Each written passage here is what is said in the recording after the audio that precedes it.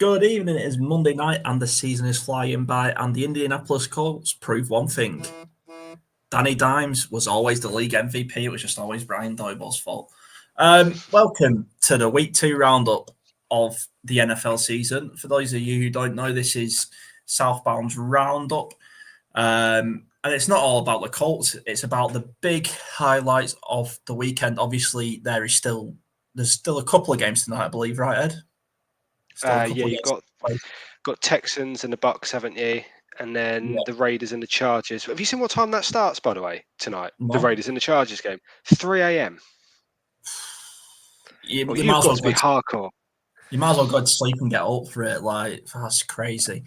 Yeah. But what time's that going to be for them then? I think it's 10 o'clock. I think it's 10 o'clock Eastern time. So what would that be? 7 o'clock? Because it's obviously it's Raiders Chargers, so it's West Coast, isn't it? So California, so they're quite a bit further behind. But yeah, that's a late one. Even if you're like I don't know, even for our indie fans in America, that'd be a late one for them. Even I thought that'd be like a 10 o'clock start. Yeah. But yeah, late one, mate, late one. And joining us just in time to get into all this weekend's action is Shane Steichen's biggest fan, apparently. Nathan. Colts are 2-0, boys. I'm stoked to be here. 2-0 for the first time since 2009. I was in year 10 and I was a fan of the Indianapolis Colts. Did I support them? Not really. I knew of Peyton Manning and Joseph Adai, who was no longer playing for him at that time. So, yeah, that's about as much as I knew at the time. We last went 2-0 and wait until we go 3-0. But anyway. For those who don't know, the show works like this. There's 3 parts to the show. The first 10 minutes will be about the Colts. The second 10 will be about the best and the biggest games and best and biggest plays of week 2. And then the third part will be about our heroes and villains, and then we'll end it out. In the link below, Robbie has written a recap of the Colts' excellent 29-28 win in the Lucas Oil Stadium. It's on our Patreon, but don't worry, it's free because everything's free. Sack it. We don't want to pay for anything. There's too many pay. I've got too many subscriptions. It's free. But go and check it out. It's a very good read. A very balanced read. But anyway, I'm going to ask you first, Nathan, because I know we was up together, but did you fall asleep eventually? I did manage to get to sleep. I think it was around about 3 a.m. And I've really felt that all day. I've felt it in work. I've felt it in the gym. But I cannot tell you how amped I was.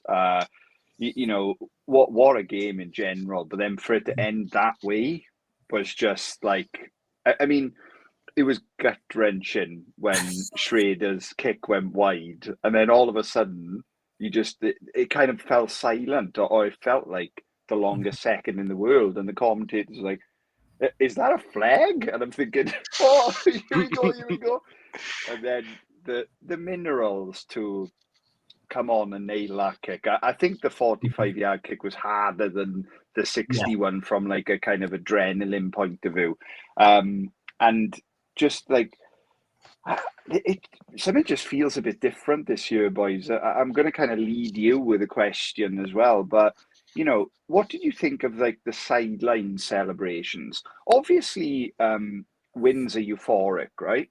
But like Nelson and Warren hugging Daniel Jones, like the sideline just erupting. Like, I'll tee you up, Ed. What were your thoughts on kind of that side of the win? Yeah, exactly that, mate. It seems very, very like good vibes. Do you know what I mean? Like the vibe seems very different in Indianapolis. Considering before the start of this season, we were talking about how much Steichen needed a win week 1 against the Dolphins. It's amazing how the mood has gone sort of full 360, hasn't it? Like it's amazing what winning football does. But yeah, seeing Nelson immediately turn, he didn't go on to pitch, he turned immediately to Danny Dimes and sort of grabbed him and Tyler Warren. That was great.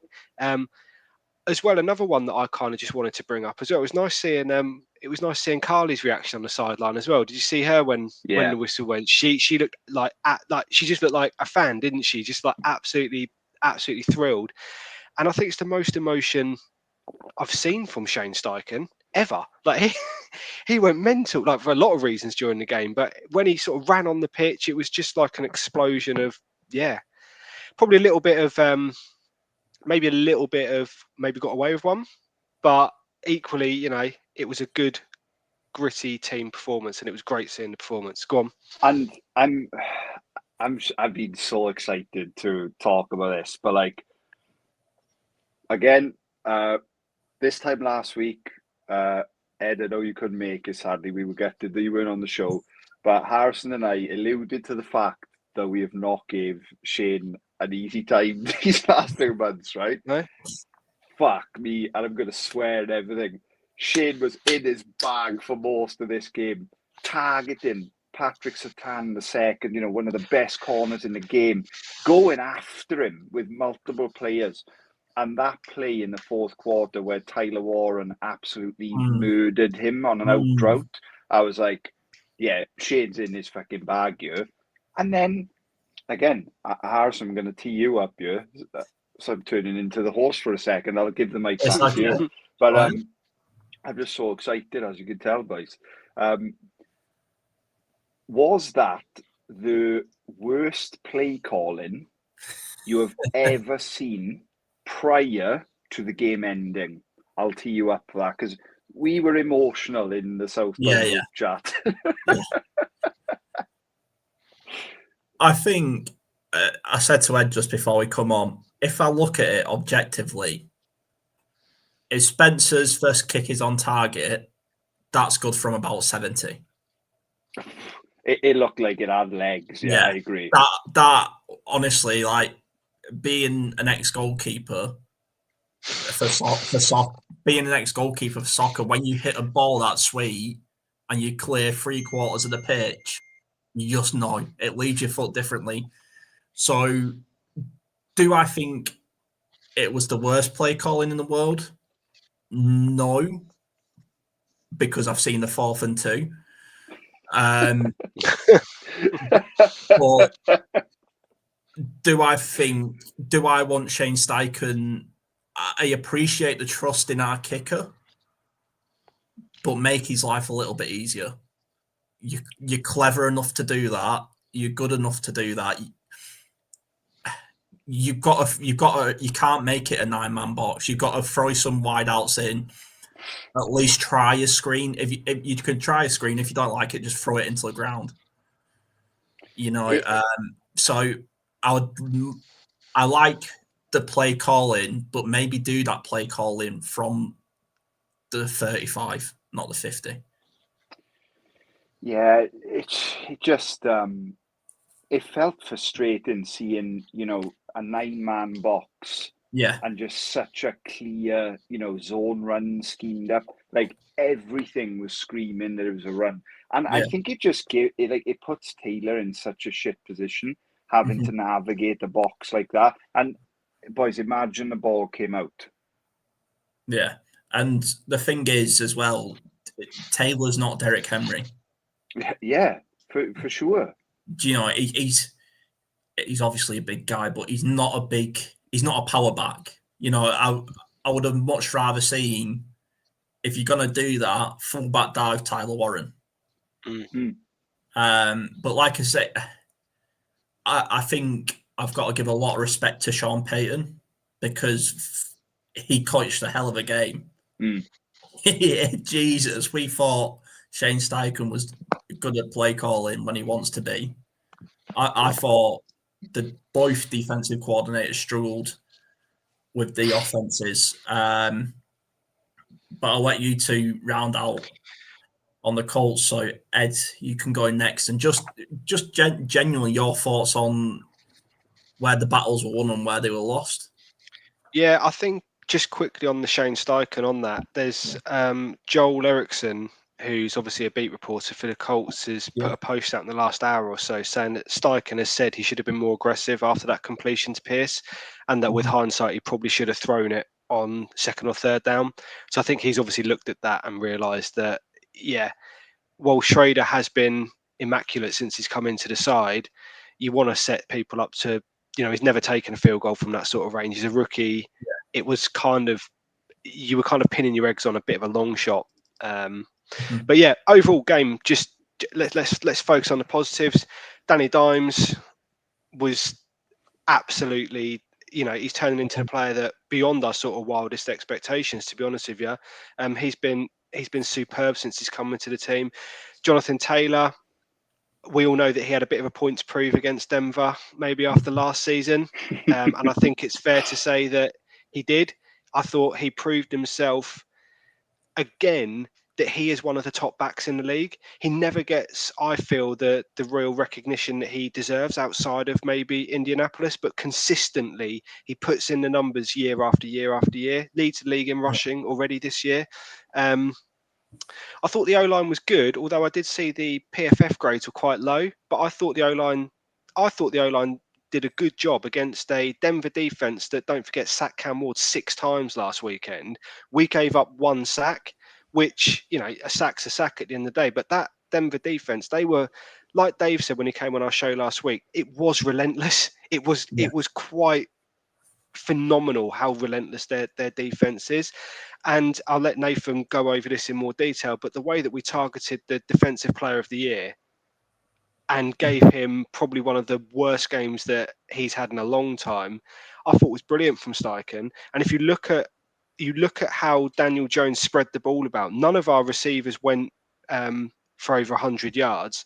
But if you look down the list of receiving players, he has really, really spread the ball around, and I think that's the key to the Colts this year. Is our offense it's got so many different heads, like people just don't know where to go with it, do they? And it was good to see AD Mitchell getting involved again last night as well. I thought he played a good part. So yeah, really impressed with our offense, and I think the fact that we've got so many mouths to feed, as people say, I think is a real strength this year. And Danny Dimes is finding them all consistently.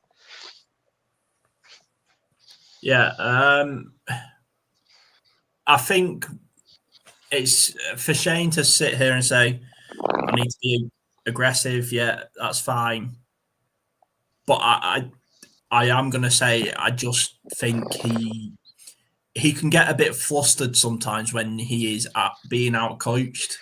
And it sort of he gets a bit emotionally coaching rather than, like, you look at Sean Payton, apart from the last-minute penalty from whoever's getting sacked this morning, that defensive tackle is see you later, mate. I do think it's just easier said than done, and I think he just shit the bed a little bit and thought, let's not lose the game. But in trying not to lose the game, you did almost lose the game.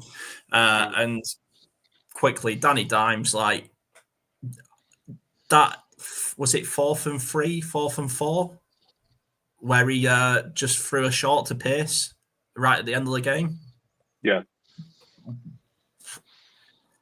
And I'll be completely neutral and unbiased in my analysis here. If that was Anthony Richardson, he misses that. And that is the difference. Nathan, last words on the Colts Broncos. First word, jumping ahead, sorry. Hero of the week, Nick Cross, our boy number 20. Put on an absolute tackling show last night, which we have urgently been wanting as Colts fans. Danny Dimes operating a 71% completion rate right now. And we're breaking records again, boys. The Colts are the first team in the Super Bowl era to not punt in either of their first 2 games in the season. That is execution. Rigoberto Sanchez must be like laughing. Yeah, loving life. Yeah. I'll go and be the punter. If you're not going to punt on fourth down, sack it. I'll do it. I'll do it for half the price.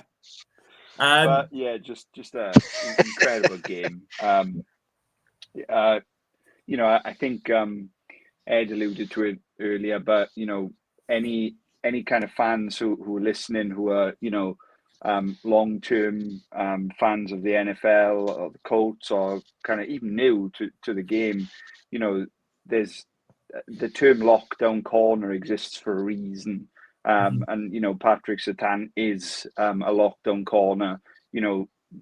Teams just don't even go his way most of the times. I've got him in a few fantasy leagues, in dynasty leagues, and he barely scores points because no one looks his way. But it was just firing me up. Like, I can't imagine what the Colts offensive line felt like, and what Danny Dimes must have felt like when Shane's like, no, we're going after him. This is your read, sort of thing. And even the commentary team, who I think called a great game, they were really amped about it. And I think that proves that, not many teams go after Surtain. And I'm going to talk about it all year. If we keep going after cornerback ones like that, damn, this team's going to be exciting. Yeah. There'll be a little bit of snippets about the Colts in tonight's show, just obviously sneaking in because we're all still pumped. But the main deep dive will be on Thursday at 9:05, where we'll preview the divisional game against the Titans. But boys, onto the league, onto the bigger picture. Obviously, Joe Burrow is going to be out for some time, so that's the Bengals gone out of the AFC playoff race. The Chiefs are 0-2, but they're probably going to win 4 straight, looking at their upcoming stretch. And yeah, the Colts could be in the number 1 seed. So highlights from the weekend. Who wants to go first with games they've been watching or highlights they saw? Big upsets. Anyone? I don't think this is much of an upset, but I'd like to talk about the Bears-Lions game quickly, because I think that was a sort of a revenge game almost, without it being a revenge game. Obviously, Ben Johnson going back to Detroit against Dan Campbell, and they absolutely poured it on them, didn't they? The Lions absolutely tore them apart. It was, there is something quite nice about seeing the Detroit Lions in full flow. Their offense it's such entertaining football when they get going and they get a bit of momentum. And unless you're a Bears fan or maybe an NFC North fan, you probably would have enjoyed that game as a neutral. But yeah, I like that. The bit I wanted to talk about mainly was about Caleb Williams and about what everyone's thoughts are on him, because coming into year 2, he's onto his, I think I heard it's either his 3rd or 4th play caller. He's only been in the league just over a year. Now, that's a lot for a rookie, but obviously number 1 overall pick, a lot of expectation. The bits I saw of the game last night, I don't know how much you can put on him, but he threw a pretty bad interception. He still gets sacked too often. And I know you can maybe look at the offensive line for that, but I had a quick look at some stats before we came on. His average time to throw in that game against the Lions was 3.15 seconds. If you compare that with Daniel Jones, who's getting the ball out in 2.78, that difference doesn't sound like a lot, but it really is. That really is a lot. Yeah. So is he holding on? Is he holding on to the ball too long? Still trying to make hero plays? Just kind of, thoughts on that. I mean, they still scored 20 odd points. It's just they conceded 52, I think it was in the end. But yeah, what are your thoughts on Caleb Williams? Like, how much pressure is he under? So considering, go on. Yeah, to jump in here, I think 2 things, or two and a half things maybe. Watching, obviously, Daniel Jones is a night and day difference at Indianapolis to what he was at New York so far. But watching Daniel Jones, when you said there, he holds the ball for about 2.7 seconds. It doesn't feel like that. It feels about 5 or 6 seconds, because he's in his head. You can see it. He's slowing his down. He's going probably what all good to elite quarterbacks do is they go 1, no, 2, no, 3, yes, 1, still no, 3, yes, 2, go. And that's sort of how the progression's going. Not necessarily like that, but along them lines. No. And when we was playing, and like I say, that fourth and mid to Alec Pierce is the perfect example of I felt terrified. I could see the pressure coming. I could see the sack coming. He didn't blink. He held the ball, read his progressions, and it felt like he held the ball forever. But it was gone, and it was a completion. What we saw a lot with Anthony, I think Anthony's comparable to Caleb, is no matter how long he held the ball, it didn't feel like the right release time.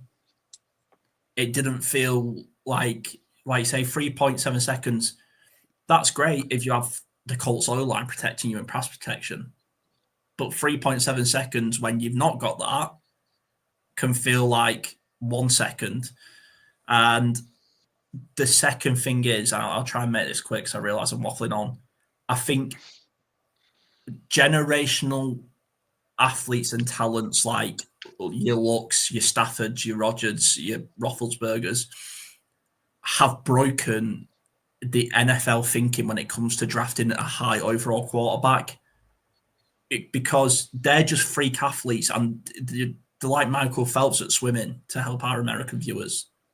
Some people are just freakishly good at stuff. And when you see like an Andrew Luck drafted, and now every quarterback that gets drafted, it's Andrew Luck's reincarnate. He's reincarnated to Andrew Luck. Look at Andrew Luck. And it's just like people don't realize how good Andrew Luck's rookie year was. Mm. You go and look at Peyton's rookie year. What was it, 2-14 or something, 2-12 or something like that? And I think, unfortunately, we now suffer from win now or you're gone league. I could go on about it forever, but I'll sort of end my point there. Like, I just think not we as us, but NFL people and media and pundits and etc. need to relook and rethink about how they look at high overall quarterbacks. Yeah, I think Caleb was, I think it was a tough game for Chicago for many reasons, right? Ben Johnson, head coach of, Chicago Bears, left the Lions, kind of, it was one of the biggest stories of the summer, really, wasn't it? He's got to go back home to, a team that was fired up to play him. And, the kind of media did what it always does to Detroit. And, last week we were hearing, Dan Campbell can't coach unless Ben Johnson's there, and, all this bullshit about, one of the NFL's greatest teams right now. Caleb just looks a bit flustered, and, so many people talk about his ability to extend a play. And, when a play breaks down, that's kind of when he comes to life. And we did see a little bit of that, but like I've wrote down here, I felt like it was a bit of a wide receiver show. We had the city of Rome against, the pyramids of Egypt with, Rome Odunze versus Sun God Amon-Ra St. Brown. Love that. This was like a clinic of, receiver play. And I think like just that wonderful feeling that franchises must have when you have a true wide receiver one. Like Rome was balling yesterday. Ball last week too. His touchdown last week was beautiful. I suggest everybody to go watch that play. That play call and play design is amazing. He was just stood in the end zone by himself. I think we could have caught it maybe, right? And then Sun God getting 3 touchdowns. Like that's uncalled for. What were they thinking? But yeah, a really cool game, and great to see the Lions, back in the dub column. Yeah. Sorry, Ed. What I did like from Ben Johnson, he got sort of pinned, and people trying to force the narrative about Dan Campbell running up the score. I really liked his reply of, well, it's 4th and goal. What 4th and goal from the 1? What's he meant to do? Like, could take the field goal. He's like, I wouldn't. So, and we spoke about this last year, didn't we? That we all kind of loved that. Detroit don't take its foot off the gas, right? And that's what I'd want Shane Steichen to do if it was the Colts. I'm sure any Titans fans who watch us would want Callahan to do that. Like this idea that you need to respect the score line and just kill the game out. No. Yeah. Beat people up. You know what I mean? That's what you play sport for, surely. Mm-hmm. Go on, Ed. Yeah. I was just going to say the final thing I just want to say on this game. I don't know. Did either of you see Colston Loveland's stat line? Just to bring it back to the Colts a little bit. So he had no receptions with no yards from 1 target. And how did Tyler do? So Tyler Warren had 4 receptions for 79 yards from 7 targets and is a certified stud. So he wins overall. Yeah.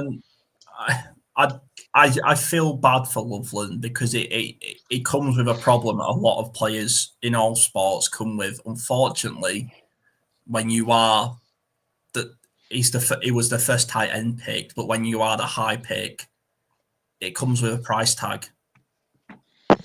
Yeah, he didn't ask for that. No, of course he didn't. Yeah, and I mean, I think we pretty much all agreed unanimously that. I mean, I know I definitely said that the Colts shouldn't take him at 14. So what Chicago are doing, taking him at 10? I'll be interested to know. But yeah, Nathan, did you have a game you watched or want to highlight? I've got 2. I'll go quick because I know we're on the clock. Cowboys, Giants. How about them Cowboys? Honestly, fuck the Cowboys and fuck the Giants. I was hoping this would come up. Please explain. Yeah, once you've gone through the game. Nerd out about some stats and stuff. But yeah, you give them the emotional take of why we want to fuck them over them. Right.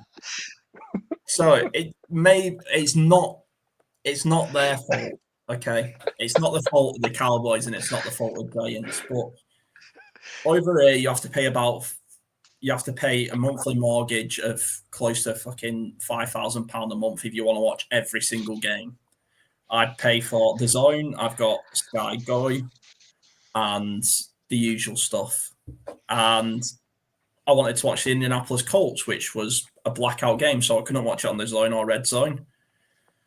So I went to watch it on Sky. The Cowboys, the Giants. Okay. Neither don't support any of these teams. I wonder if the Colts are on Red Zone. No, the Cowboys and the Giants. So not only were the Cowboys and Giants on Sky as the over covering the blackout game, they were also on Red Zone over covering the blackout game. And the CBS coverage was just dire. I mean, CBS and my villains. I just literally had some old guy with dentures just spitting into the microphone. But anyway, yeah, it's not their fault. But nobody decided to stop the game, and then after 60 minutes of non-stop scoring, they decided they all forgot how to score the football for another 10 minutes. But yeah, I'll let Nathan talk more about the game. I'm just going to nerd out on some stats a second. Yeah. This game was absolutely insane.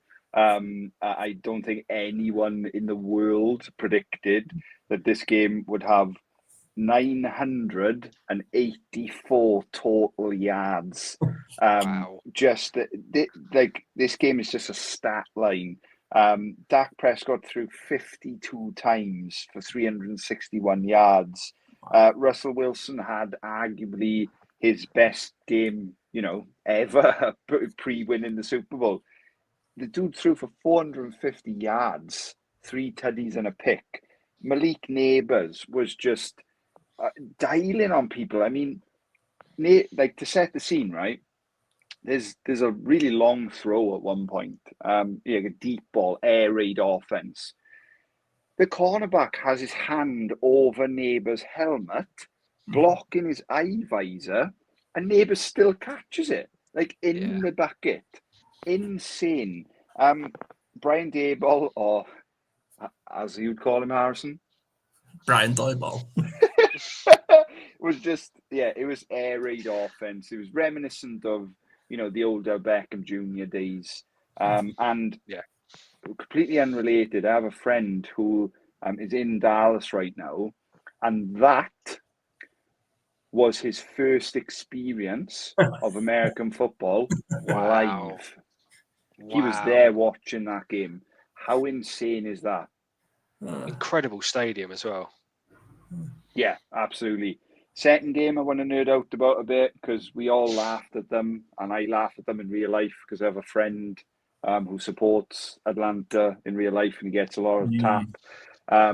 The Atlanta Falcons defense was red hot last night against Minnesota Vikings. They made JJ McCarthy really struggle.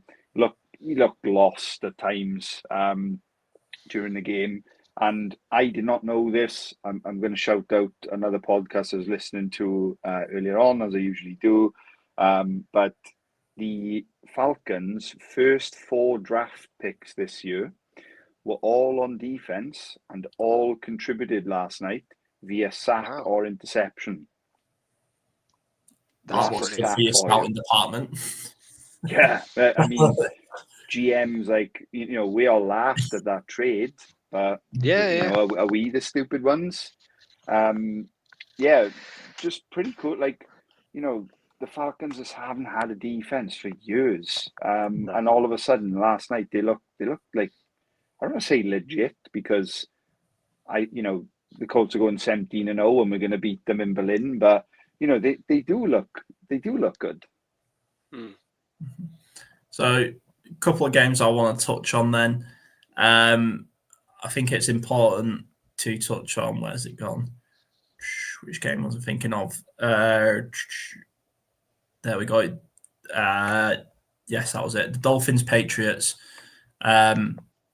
Really fun game to watch if you're not a fan of either of them teams. But just in that game, there was a punt return for like 76 yards, and then straight off the kickoff, the Dolphins, I think it was the Patriots, returned the kick.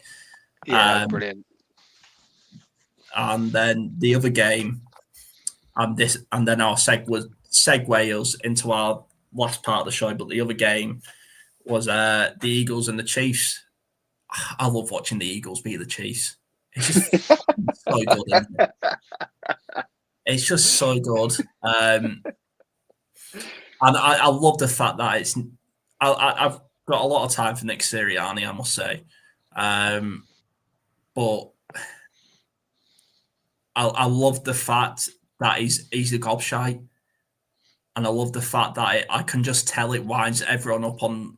If you're not an Eagles fan, it winds you up, and I can really get down with that. But that segues us into our next part because I've got a couple of villains, but my least serious villain is Lou Anarumo giving up a first down on a screenplay at like 3rd and 29 or whatever it was.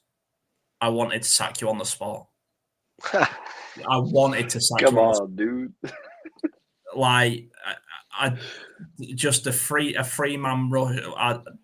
I get like that was just, it can happen. We're still learning this defense. You can see it. There's still stuff to wrinkle out.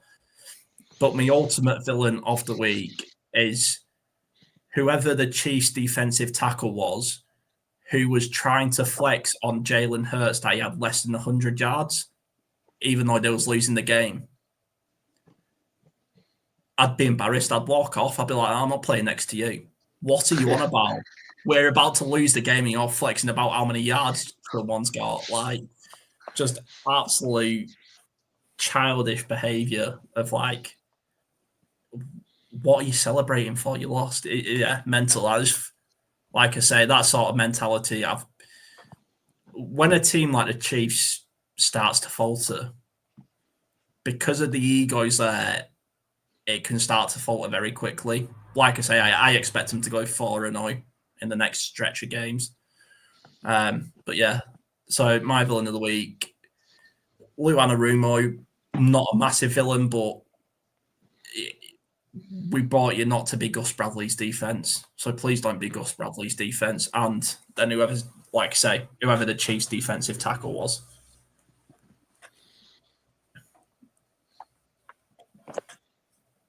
Yeah. Yeah, go on, Ed. Sorry.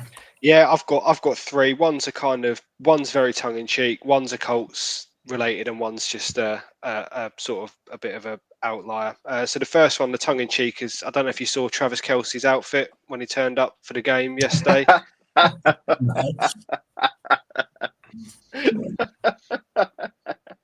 See, I try my hardest to get my kids into watching American football, and one of the ways in sometimes is the popular culture aspect. Obviously, he's engaged Taylor Swift, Yeah.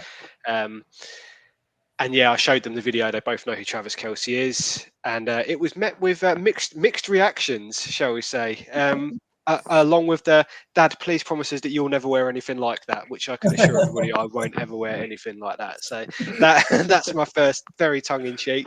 Second one, I'm really sorry. I don't want to call out Colts players, but Xavier Howard, man, you had a tough day at the office yesterday, didn't you? He was targeted 5 times with 5 receptions. 2 touchdowns allowed, I think I wrote down. Might have been 1 touchdown allowed, 2 missed tackles, and 3 penalties. And those penalties were killing us yesterday, weren't they?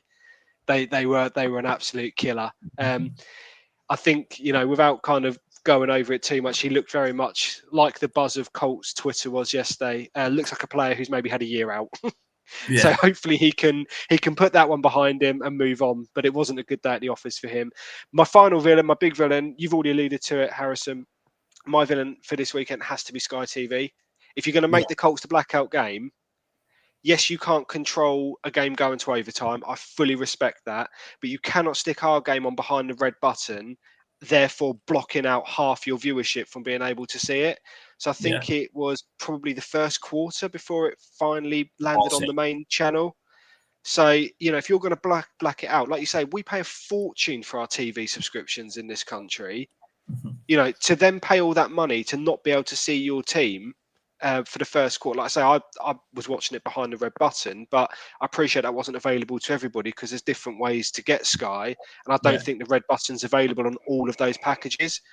So you can't, if you're going to black the game out, you can't hide it behind a function and not everybody has access to. Really irritated me yesterday, not going to lie. So they're my biggest villains. Nathan? I have 2. My joking one is Jalen Hurts because the Eagles have like one of the best wide receiver tandems in the NFL, and I and many other of our viewers draft them very high in fantasy football, and they do absolutely nothing week on week. And then if I bench AJ Brown, he'll have 300 yards for 5 touchdowns. It is a horrible conundrum to be in. And obviously not Jalen's fault, hence why it's maybe a little bit light-hearted. My biggest villain of the week is a man called Duke Tobin, who serves as the general manager of the Cincinnati Bengals. He is single-handedly killing Joe Burrow's career. This is so reminiscent of what we did to Andrew Luck. There's an element of seriousness here, right? If you like football, you should like Joe Burrow. He is like an elite pocket passer. Yeah, we all agree, right? Lamar's amazing, dual threat. Josh Allen's amazing. He can do it all. Burrow does it all from the pocket. Just deals on people, But every year something happens, and they've just done nothing. Again, no offensive line, or maybe some offensive line additions. None were, none of note. And yet again, Joe's on the medical table, and as fans, because we love the game, right? We're stripped of seeing Burrow chasing Higgins. again. Mm-hmm. It's just, I feel so sorry for Burrow. He needs to get out. Like he needs to leave that team.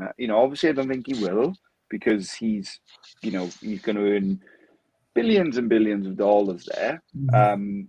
But he just needs to get out. That's my biggest villain.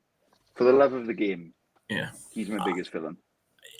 Before we get on to heroes, it's outstanding to me.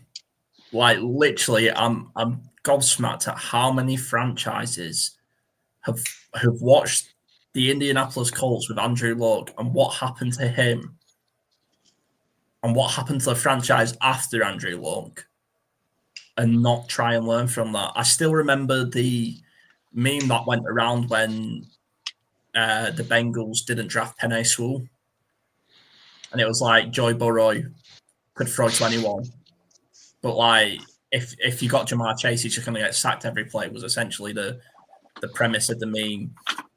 I don't understand why we don't want to protect our elite quarterback. Quite simply, go on. Do you reckon they're regretting that contract for Trey Hendrickson this year? Now they've just given him all that money to keep him for this year, and now you kind of feel like their year might be up in smoke a little bit. I think if you trade Hendrickson, you go in. This is my career as well. Like this team is based on my career as well, and if they got Chad Browning, is it something like that? Jake Browning, I think it is. Jake Browning, I think you're probably going to think I'm a hypocrite, because in the group chat earlier, my emotions were like, oh, they need to tank, they need to do this, they need to do that. But I think when you think of it logically, like they have, maybe they're not built to win. The defense is trash, right? Their O-line's trash. They're not going to win anything. But contractually, they've paid to win. That offense is so expensive. They bring Trey back, as you allude to, Harrison. Like, do we see a quarterback coming into Cincinnati? I'm just going to put it on the air. I think Jameis Winston's going to go there. Really? I really do think that they'll trade for him. Wow. That's like the polar opposite of Joe Burrow, isn't it? Like cool, is, calm and collected But I love Jameis Winston, by the way. Yeah. Sign me up for Winston long balls to Jamar Chase and T. Higgins for 15 games in a row. It'll either be like an 80-yard completion or an interception, like no in between. In between. Yeah. I mean, wow, yeah, that'd be fun. I wouldn't be adverse to giving up Anthony Richardson, if they're after a quarterback. Oh, I mean, we could spend all night talking about it, but if they're after a quarterback, listen, Chris Barr's there. Ring the phone. What about Kirk Cousins? Captain Kirk's still sitting about in Atlanta, isn't he? Yeah. Can you imagine a one-legged Kirk Cousins playing behind that O-line? Oh, I think he'd rather sit on the bench in Atlanta. Because Cousins is the obvious option. Yeah. No doubt in my mind, he's the obvious option. But rolling him out behind that. Move on, Harrison. That's a scary thought. That's a scary thought. Yeah. Just to let you know, Bengals fans, you can't have Riley Leonard. It's not for sale. No. We've been going longer than as usual, so we'll round out the episode. Just to everyone watching, listening, thank you so much. And if you go in the description, you'll find the link to Robbie's article, what he recaps the Colts versus the Broncos. So to end out the show then, boys, I'll go last. But heroes of the week. Who wants to go first? Well, Nathan, go in reverse order if you want. Yeah, go on. Tyler Warren. Yeah. Just can't think of the last time I've been this excited by a draft pick, truthfully, in the last 5 years, other than obviously Justin Morley. No, that's maybe an overstatement, but I'm just in love with the guy. He looks the real deal. I can't believe he's fallen to 14. Wow. Nick Cross said earlier. Nick Cross had a hell of a game, tackling clinic. Just great to see him balling out. It's been a tough 2 years for the kid. Injury, having to deal with Gus Bradley. That's probably like an injury as well. Warren and Cross, and obviously Spencer Schrader. Ed? I think the obvious one, Danny Dimes and Jonathan Taylor, but we've already talked about both of them extensively. So my hero this week has to be a player that, before the season started, we talked about players that we were excited to see for the Colts this year. I picked out Cam Bynum. That's now 2 games, 2 interceptions, 2 unbelievably brilliant celebrations. Has to be Cam Bynum. He's just brought so much energy to that secondary, I feel. Along with the good vibes and the good play as well. I think him and Nick Cross, there could be a tandem there for the Colts for years to come, which will be fantastic because that's the room sorted. So for me, hero Cam Bynum. If anything, just for that celebration dance alone wins it for me. But the INT, the play was brilliant as well. So I know. Like I say, I've got a couple. I went 1 in Colts and 1 out of Colts to keep the show balanced. My Colts hero of the week is just an absolute dog, and he's my favourite white boy, and that's Alec Pierce. Oh yeah, Alec Pierce, you are naughty. Like, how do you still catch? How do you make a 50-50 ball 90-10 and still like the guy's rugby tackling him to the floor as he's up in the air catching it, and he just walks off. He's just like, "Who are you tackling me?" Absolutely, pay that man. Sort the contract out now. I don't even care. Just get a contract down, extend him. And my second hero of the week, although he did annoy me because he extended the game into overtime, is the Cowboys kicker Brandon Aubrey. Oh yeah. What a kick! To tie it with a 64-yarder. Wow, ice cold. But again, like I say, he did extend the game, so I don't know do I say here or not. No, but that's everything for this show. We have gone a bit longer than we intended, but why not when you go 2-0 for the first time since 2009? Everyone, thanks for joining. Ed, Nathan, thank you so much. And join us Thursday, 9:05, when we preview the Colts versus the Titans. The first time we can go 3-0. Oh, we're a good football team, boys.